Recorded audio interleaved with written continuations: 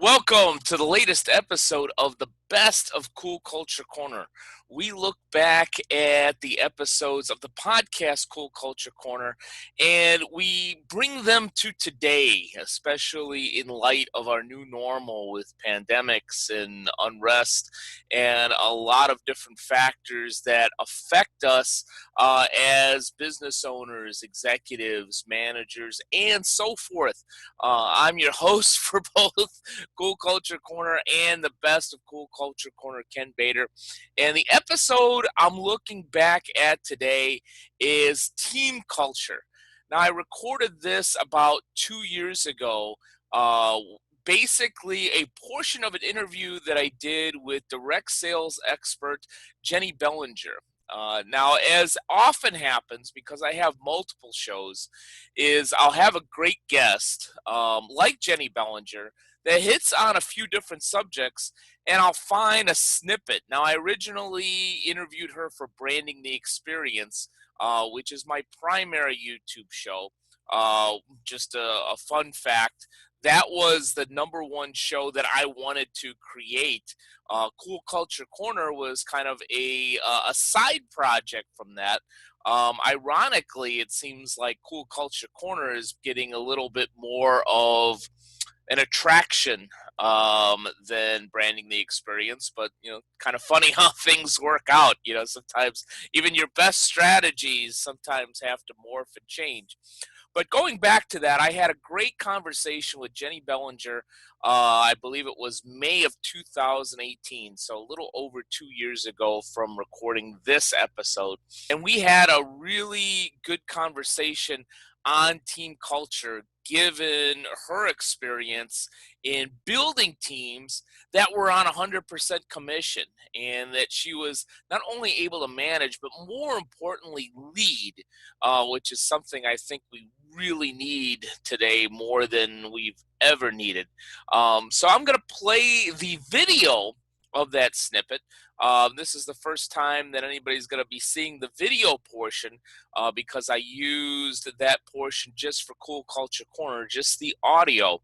Also, I'm going to leave in essence, a little bit of a blooper that nobody's seen before, because during that interview and exactly in that portion where we talk about team culture, where she was located, the lights went off all of a sudden, which was kind of funny. So I'm going to leave that in for a little bit of a joke and a laugh, of course.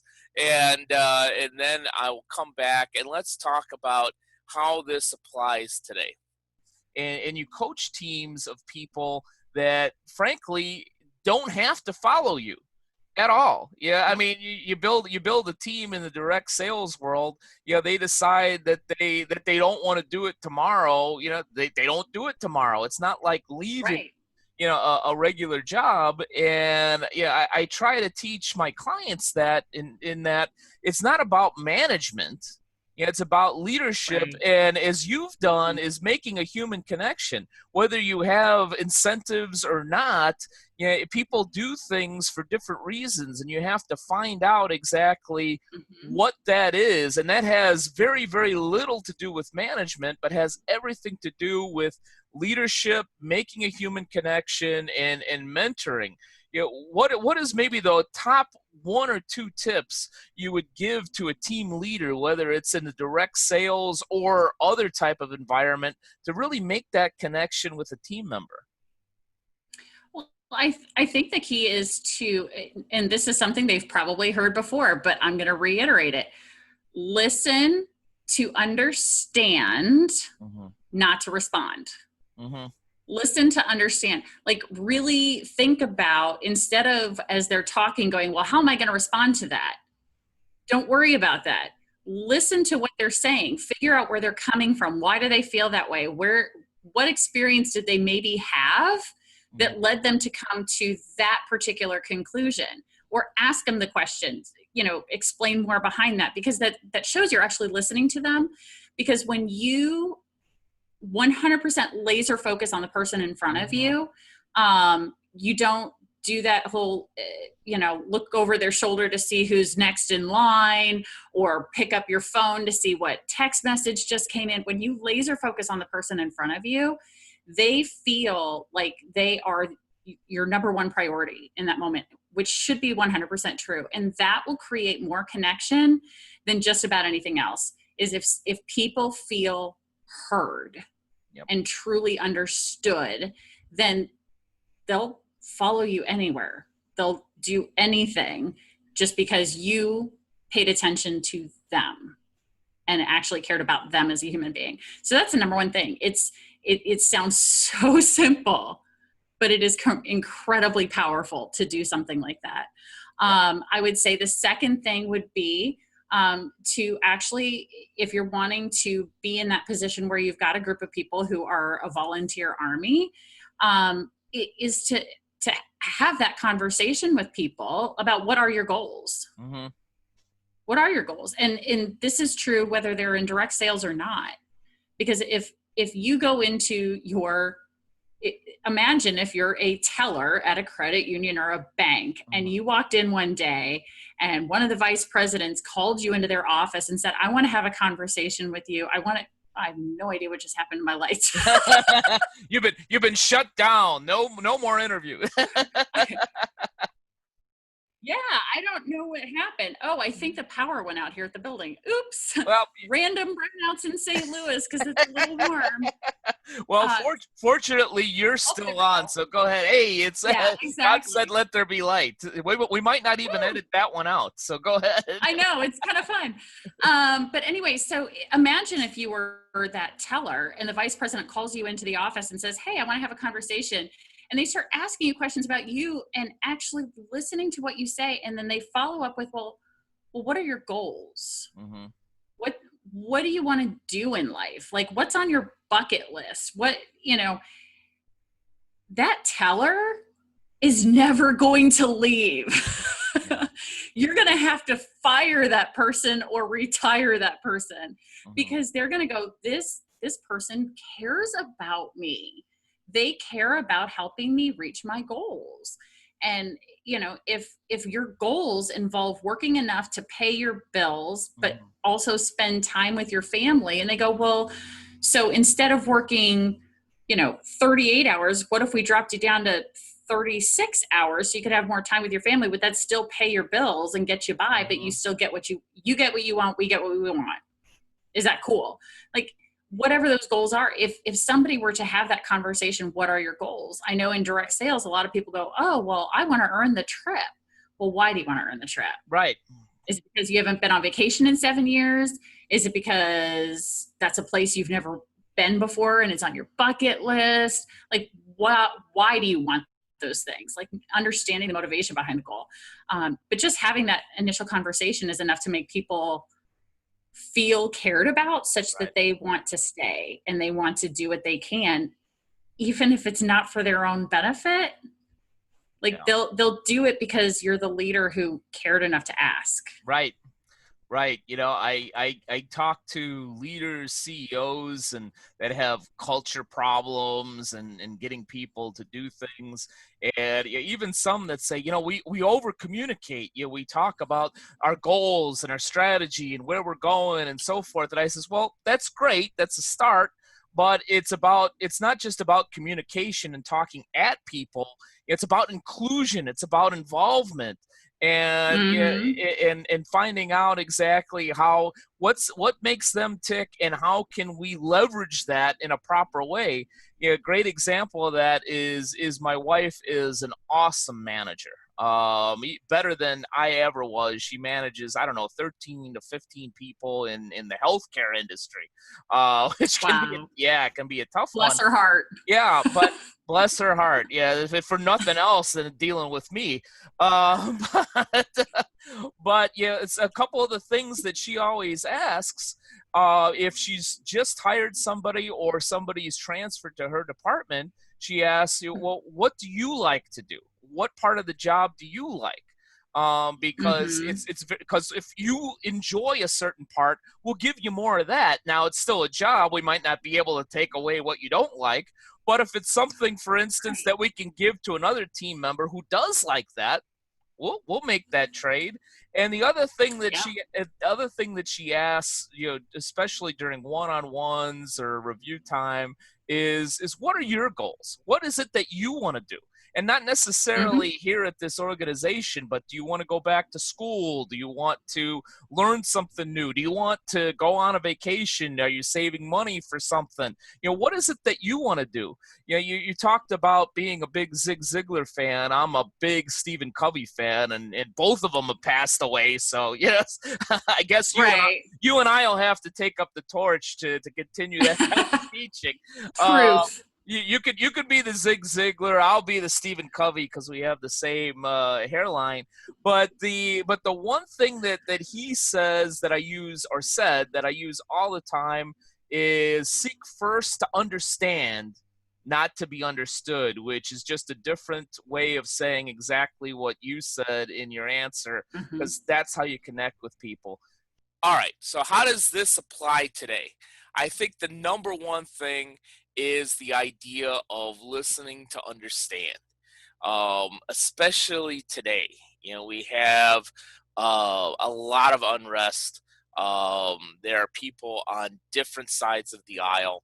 I know myself. I certainly have beliefs that align with both my Catholic upbringing as well as my work with law enforcement, but I try as best I can to listen.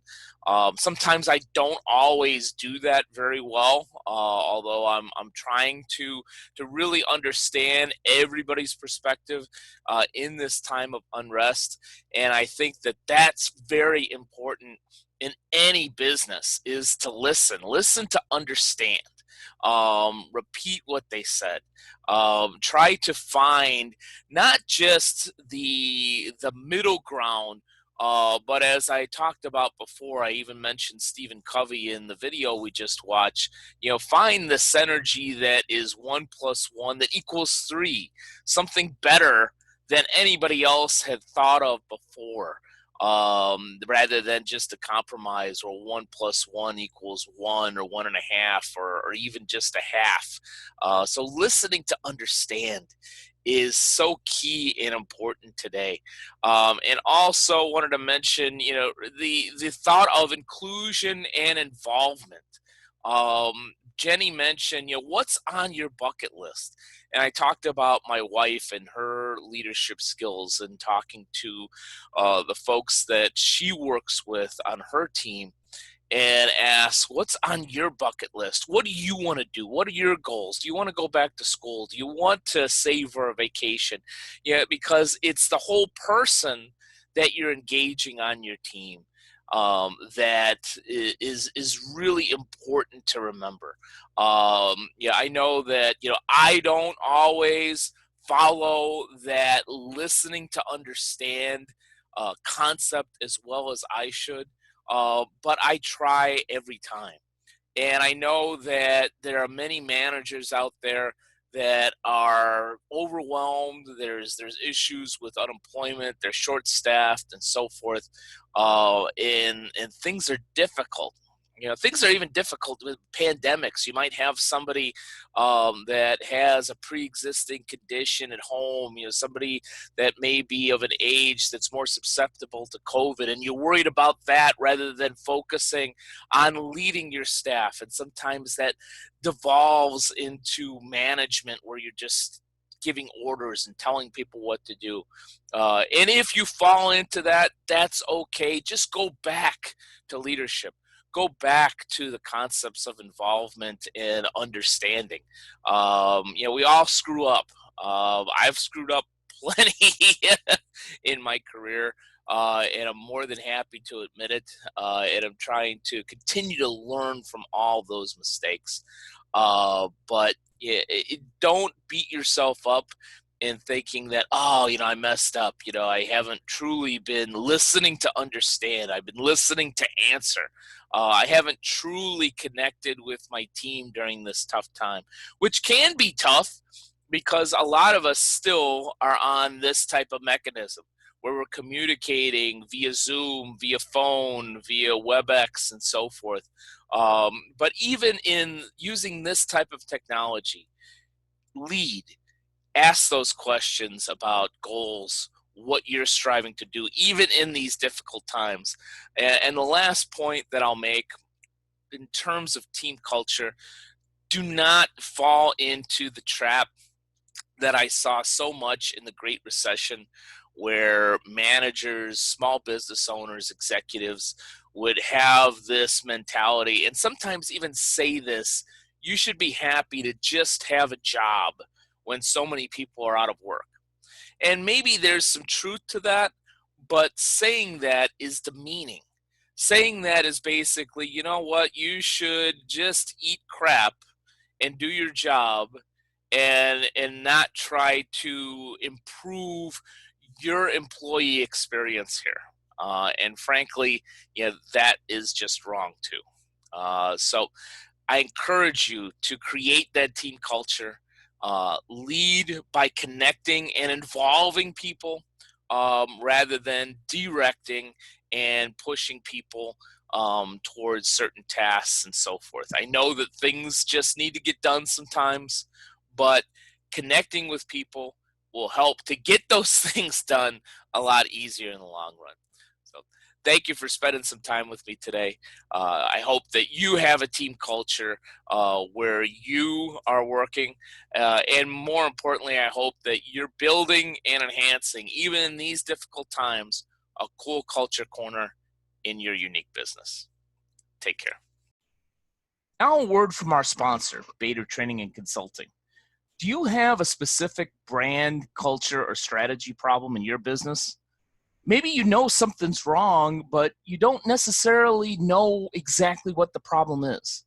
Well, BTC offers periodically 15-minute free strategy sessions. They're completely complimentary. We give you a tip that you can implement in your business that's going to help your brand, culture, or strategy in that 15-minute call. And it's not a 15-minute sales call.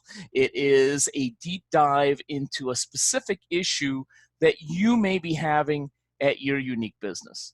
To schedule a 15-minute strategy session, go to www.btcinc.net and go to the Contact Us page.